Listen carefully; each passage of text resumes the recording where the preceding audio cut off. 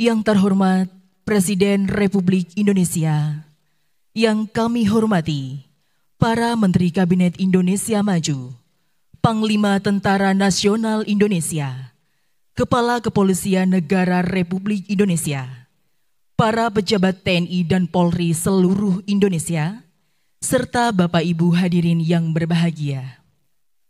Assalamualaikum warahmatullahi wabarakatuh. Selamat siang dan salam sejahtera untuk kita semua.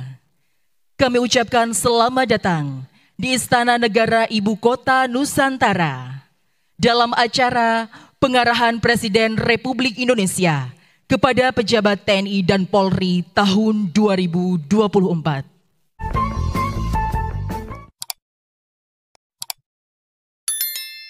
Bapak Ibu yang kami hormati, mengawali acara pada siang hari ini, marilah kita dengarkan kata pengantar oleh Panglima Tentara Nasional Indonesia, Jenderal TNI Agus Subianto. Assalamualaikum warahmatullahi wabarakatuh. Salam sejahtera untuk kita semua. Salam, Om Swastiastu, Namo Buddhaya, salam kebajikan. Yang terhormat dan yang kami muliakan, Presiden Republik Indonesia, Panglima tertinggi TNI Polri, Bapak Joko Widodo. Yang saya hormati Presiden terpilih Republik Indonesia, Jenderal TNI Purnawirawan Prabowo Subianto. Yang saya hormati Menteri Koordinator Bidang Politik, Hukum, dan Keamanan, Marsikal TNI Purnawirawan Hadi Cahyanto. Yang saya hormati Menteri Sekretaris Negara Bapak Pratikno, yang saya hormati Menteri PUPR Republik Indonesia Bapak Muhammad Basuki,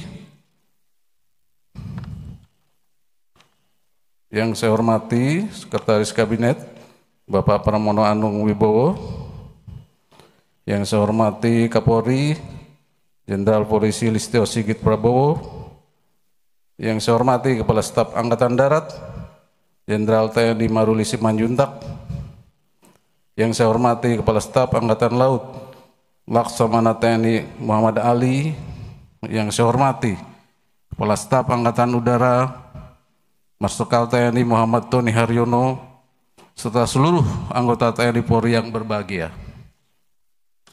Pertama-tama marilah kita panjatkan puji syukur kehadirat Tuhan Yang Maha Esa atas limpahan rahmat dan ridhonya, sehingga pada hari ini kita dapat berkumpul di Ibu Kota Nusantara dalam keadaan sehat dan penuh dengan semangat.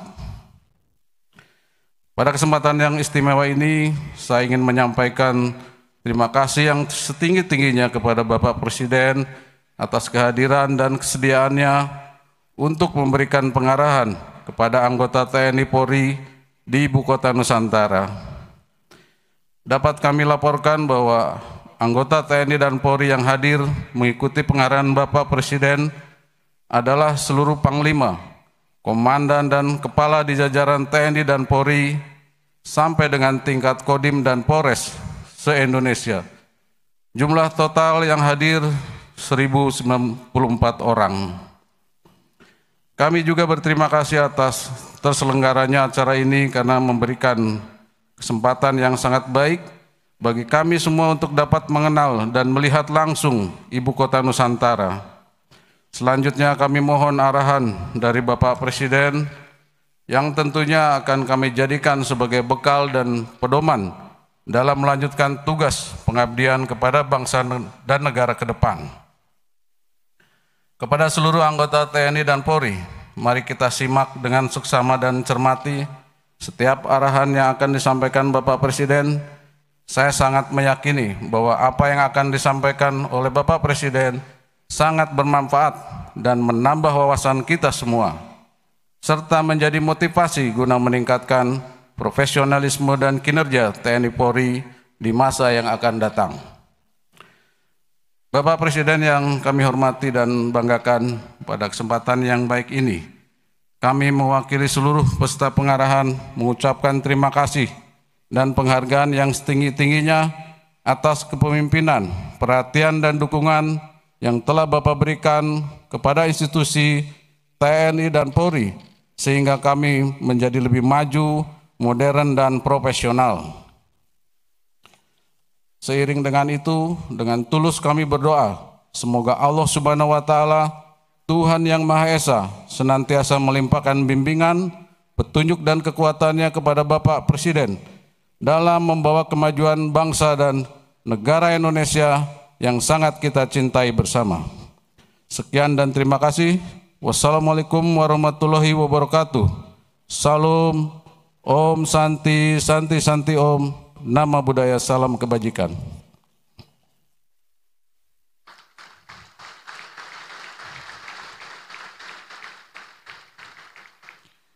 Hadirin yang berbahagia, selanjutnya marilah kita simak bersama pengarahan Presiden Republik Indonesia, Bapak Joko Widodo.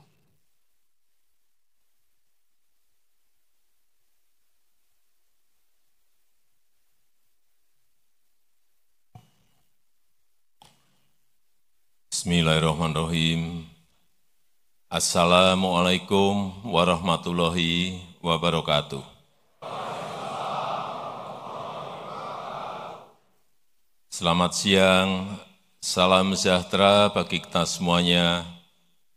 Shalom, Om Swastiastu, Namo Buddhaya, salam kebajikan. Yang saya hormati Presiden terpilih Republik Indonesia tahun 2024-2029 dan sekaligus Menteri Pertahanan Republik Indonesia, Bapak Jenderal Purnawirawan Prabowo Subianto.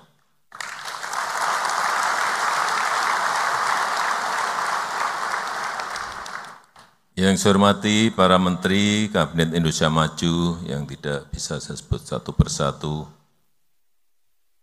Panglima TNI, Kapolri, Kepala Staf Angkatan, Kasat, Kasal, dan Kasau,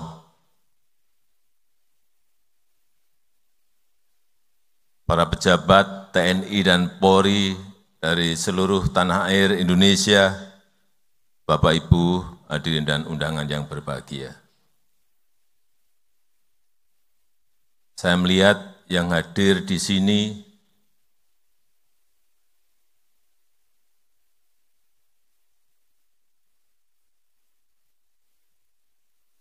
wajahnya cerah semuanya.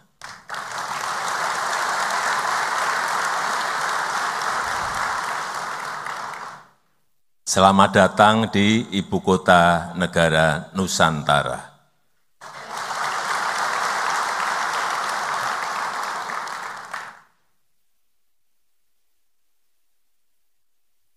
Tiga minggu yang lalu, Panglima TNI dan Kapolri menyampaikan, Pak, kami ingin mengumpulkan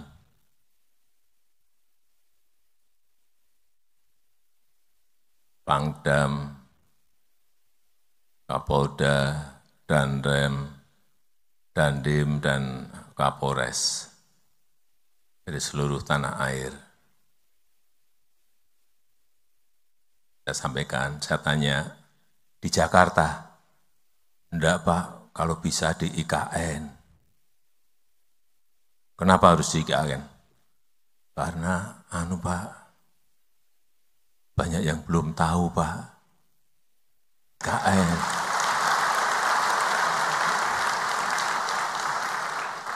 Hanya lihat di TV, lihat di YouTube, lihat di video, tapi pengen lihat aslinya seperti apa.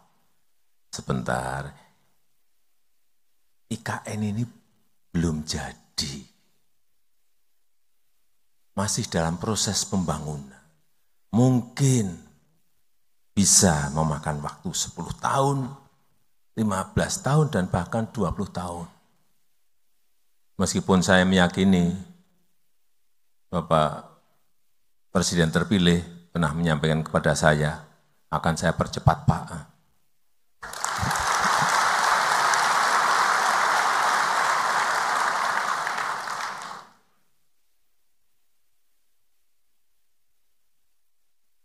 Bapak Ibu, kenapa saya mengajak untuk pertemuannya di IKN? Yang pertama memang saya ingin saudara-saudara semuanya melihat IKN. Melihat progres kota masa depan itu seperti apa. Melihat semangat transformasi itu seperti apa. Agar apa? Agar semangat transformasi yang ada itu bisa Bapak Ibu bawa pulang ke daerah, ke wilayah, untuk dikembangkan di daerah masing-masing. Baik, karena di sini gedungnya harus green building, di sini transportasinya nanti harus transportasi hijau, pemakaian listrik yang kita ada sekarang ini juga dari energi hijau, itulah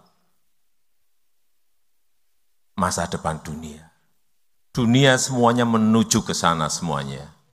Dan kita ingin juga menuju ke sana tapi mendahului dari yang lain. Dan kita tahu setiap pemimpin pasti memiliki cita-cita, pasti memiliki visi, pasti memiliki mimpi besar yang ingin diraih. Misalnya, mewujudkan pembangunan Indonesia sentris dalam rangka pemerataan dan keadilan. Bukan hanya Jawa sentris, tapi Indonesia sentris.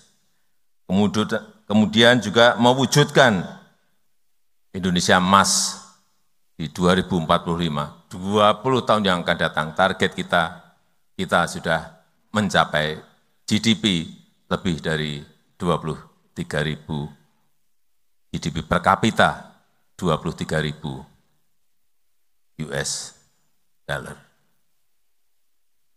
Untuk apa? Mewujudkan Indonesia Emas 2045 untuk kemajuan dan kemakmuran bangsa. Dan di mana untuk menggapai itu tidak jarang kita mempertaruhkan banyak hal. Karena keputusan besar apapun itu pasti ada resiko, pasti ada tantangan. Dan Bapak Ibu sebagai pemimpin, sesuai dengan tugas dan wewenangnya, sesuai dengan jenjang kepemimpinan di TNI dan Polri, dalam lingkup baik kabupaten, kota, provinsi, maupun nasional, ya harus berani memutuskan, berani mengambil langkah, baik langkah kecil, langkah besar, maupun langkah sedang, semuanya harus berani untuk hal-hal yang berdampak besar bagi negara kita. Mulai dari kabupaten, kota, provinsi, naik ke atas. Menjadi sebuah agregat nasional. Dan juga perlu saya sampaikan bahwa kepindahan IKN, Ibu Kota Nusantara ini bukan sekedar pindah gedung, bukan sekedar pindah istana, bukan sekedar pindah lokasi, atau berubah tempat kerja, bukan itu. Tapi yang kita inginkan, keinginan besar kita adalah ada perubahan pola pikir kita, mindset kita, ada perubahan pola kerja kita, ada perubahan budaya kerja kita. Yang kita inginkan itu, dari yang tidak efisien menjadi efisien, jadi dari yang muter-muter menjadi cepat, ada target waktu, dari yang berbelit-belit menjadi simpel dan sederhana. Karena sudah sering saya sampaikan ke depan, negara yang cepat akan mengalahkan negara yang lambat. Bukan negara besar mengalahkan negara yang kecil. Tidak, negara yang cepat akan mengalahkan negara yang lambat. Untuk apa tadi perubahan pola pikir, perubahan pola kerja, perubahan budaya kerja? Untuk membentuk karakter kepribadian Indonesia maju. Untuk membentuk mental bangsa yang maju. Kalau kita enggak mengarah ke sana, sulit kita bersaing dengan negara-negara lain. Semangat ini yang saya harapkan bisa saudara-saudara bawa sekembalinya dari IKN Nusantara. Semangat memperbaiki tata kelola, semangat memperbaiki manajemen birokrasi, baik yang ada di TNI maupun yang ada di Polri, agar TNI dan Polri semakin profesional. Sehingga rakyat makin merasa terlindungi, sehingga rakyat semakin merasa diayomi, sehingga apapun status sosialnya, baik itu pejabat, baik itu pengusaha, baik itu tukang gorengan, baik itu sopir, semuanya merasa diberi prioritas oleh kerja-kerja kita. Itu yang harus selalu saudara-saudara briefing kepada anak buah, agar ada perubahan besar dari cara-cara melayani, tata kelola, manajemen yang ada di lingkup saudara-saudara. Semangat untuk memperbaiki citra diri, semangat untuk memperbaiki citra institusi, agar TNI dan Polri semakin dicintai dan dipercaya oleh rakyat. Meskipun sekarang ini memang rankingnya sudah tinggi, tetapi kalau kita perbaiki terus itu akan bisa naik lagi. Karena seragam yang saudara-saudara kenakan itu dampaknya sangat besar sekali. Jika melakukan hal yang baik,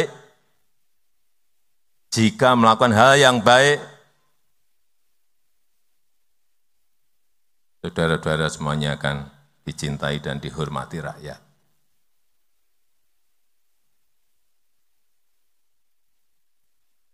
Saya berikan contoh, ini hal-hal yang kecil-kecil, tapi menjadi hal-hal yang humanis. Polisi ngambil rapot anak yatim, ini di Bandung. TNI membantu motor mogok seorang ibu di Pontianak. Ini hal-hal seperti ini, hal yang humanis. Polisi membekuk oknum bersenjata di Jakarta. Ini sekali lagi hal-hal yang humanis, di mana masyarakat merasa diayomi dan dilindungi. Dan kalau sudah ada yang ngambil, klik, naik, ini akan menjadi hal, kalau ini tadi yang saya berikan contoh 3 hal tadi, semakin banyak itu dinaikkan akan semakin baik bagi citra institusi dan kepercayaan terhadap institusi. Tapi sebaliknya, jika saudara-saudara melakukan hal yang dinilai buruk, maka dampak negatifnya juga akan besar. Hati-hati mengenai ini. Misalnya ketahuan atau terlibat judi online. Ada yang terlibat penganiayaan. Ada yang terlibat narkoba. Terlibat pelecehan. Ini akibatnya terhadap institusi juga akan, kepercayaan akan turun. Karena apa? Ya, sekarang ini zaman keterbukaan, kita semua harus sadar, sekarang ini ada zaman keterbukaan. Hal-hal yang saudara-saudara anggap itu sepele, itu kecil, bisa menjadi sesuatu yang sangat besar. Bisa menjadi sesuatu yang mengganggu stabilitas. Bila kita salah mengelola. Sehingga saya minta hati-hati betul mengenai soal-soal seperti yang tadi saya sampaikan. Karena negara kita, karena Indonesia butuh stabilitas untuk tetap tumbuh. Perlu kita tahu semuanya, negara-negara lain sekarang ini pada posisi yang masih sangat berat sekali, struggle, berjuang, untuk bisa keluar dari krisis ekonomi. Satu-satu sudah mulai masuk pada posisi krisis. Karena dampak dari COVID-19 itu sampai sekarang belum berhenti terhadap growth, pertumbuhan, terhadap inflasi, terhadap pengangguran, terhadap lapangan kerja. Dampaknya sampai sekarang di negara lain masih berdampak dan dirasakan langsung oleh rakyat. Dapat sangat beratnya. Saudara-saudara bisa buka di Google kondisi sekarang di Eropa seperti apa, di Amerika seperti apa, kondisi di beberapa negara di Afrika seperti apa. Tidak mudah.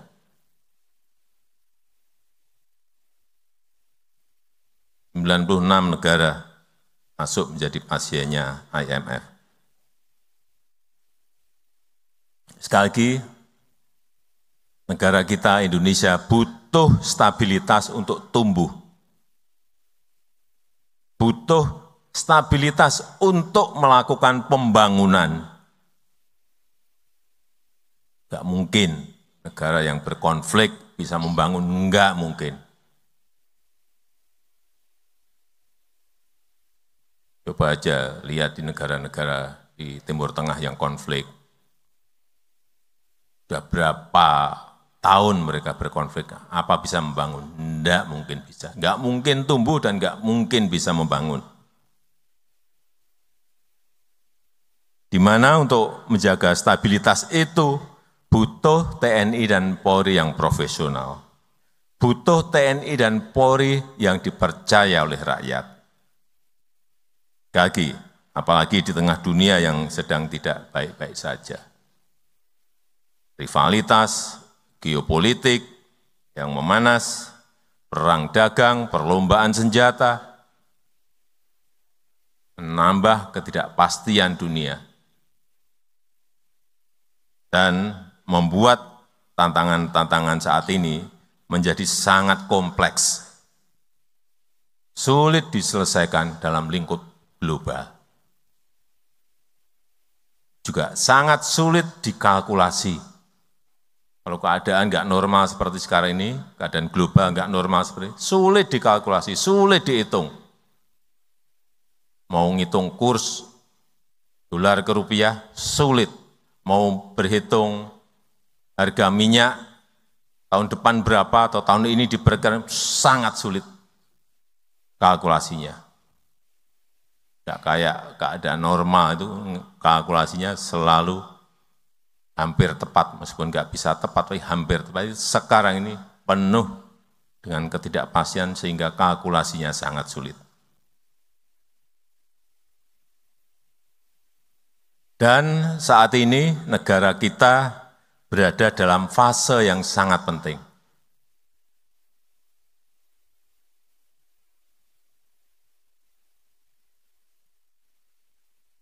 Supaya kita sadar semuanya, Oktober bulan depan itu ada pelantikan presiden dan wakil presiden terpilih.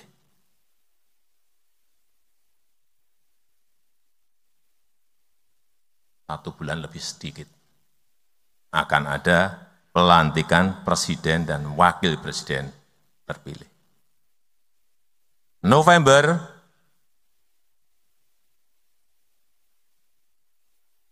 akan ada pemilihan serentak, pilkada serentak kepala daerah, baik itu gubernur, bupati, dan wali kota.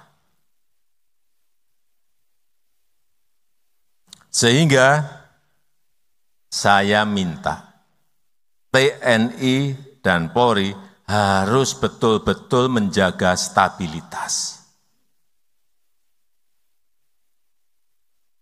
yang sudah terjaga sampai saat ini. Hal-hal yang kecil-kecil segera selesaikan, jangan menjadi sebuah persoalan yang membesar. Segera, secepatnya.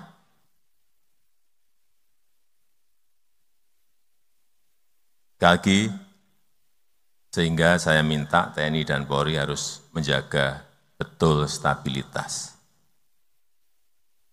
Mendukung penuh transisi pemerintahan.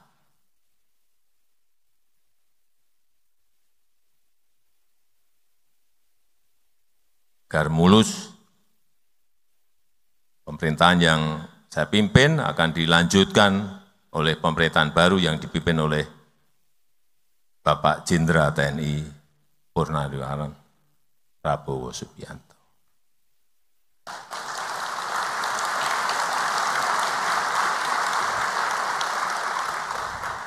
Pastikan proses transisi ini berjalan dengan baik dan lancar. Jangan sampai ada riak-riak yang berpotensi mengganggu. Juga dukung penuh penyelenggaraan pilkada. Jaga netralitas, jaga situasi agar tetap kondusif.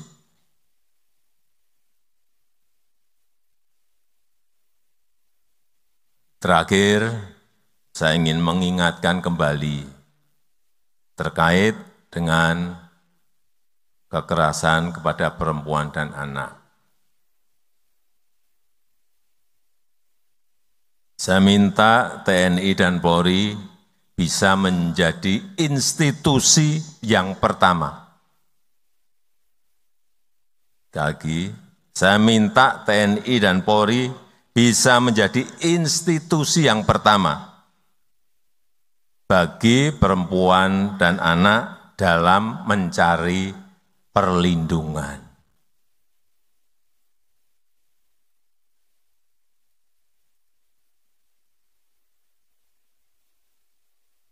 Di dalam pikiran para perempuan dan anak, mikirnya kalau minta perlindungan itu di sini TNI dan Polri. Baik dari KDRT, dari kekerasan seksual, dari kekerasan fisik, dari bully-bulian, dari penganiayaan. Oleh sebab itu, berdayakan yang namanya Babinsa, berdayakan yang namanya Babin Kamtibmas sebagai ujung tombak dalam pertolongan pertama.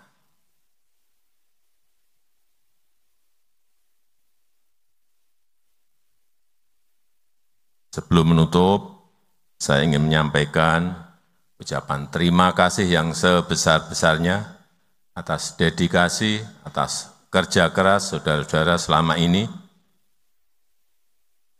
Pencapaian bangsa kita pada hari ini tentu tidak lepas dari peran, dari kerja keras seluruh TNI dan Polri, seluruh anggota TNI dan Polri. Dan saya berharap TNI dan Polri ke depan bisa terus mempertahankan kekompakannya, mempertahankan sinergitasnya dalam menjaga dan melindungi negara kita Indonesia. Dan saya mohon maaf jika dalam 10 tahun ini selama memimpin ada hal yang dirasa kurang berkenan, ada hal-hal yang dirasa belum maksimal, baik dalam kebijakan maupun dalam kita berinteraksi.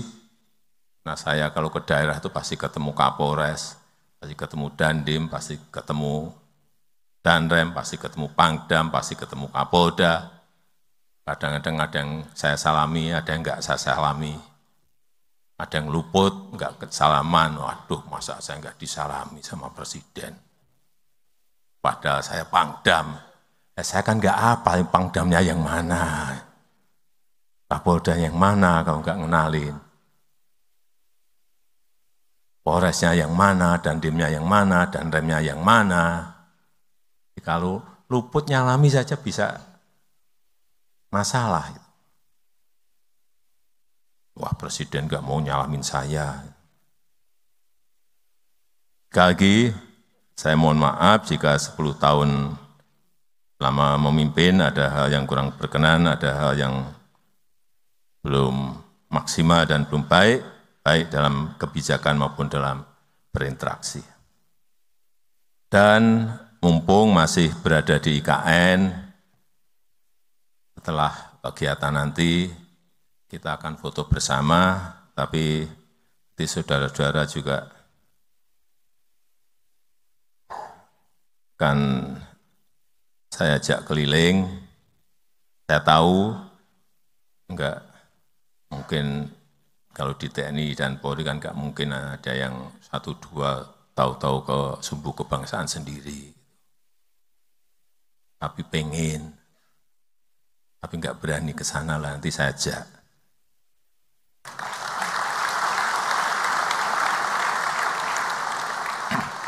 Dan saya izinkan Bapak Ibu untuk berkeliling sendiri, untuk melihat.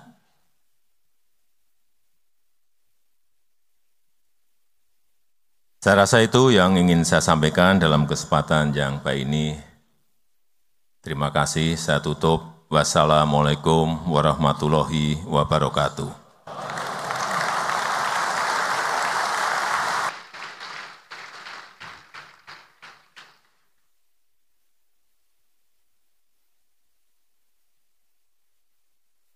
Bapak Ibu yang kami hormati, selanjutnya marilah kita dengarkan kata penutup oleh Kepala Kepolisian Negara Republik Indonesia, Jenderal Polisi Listio Sigit Prabowo.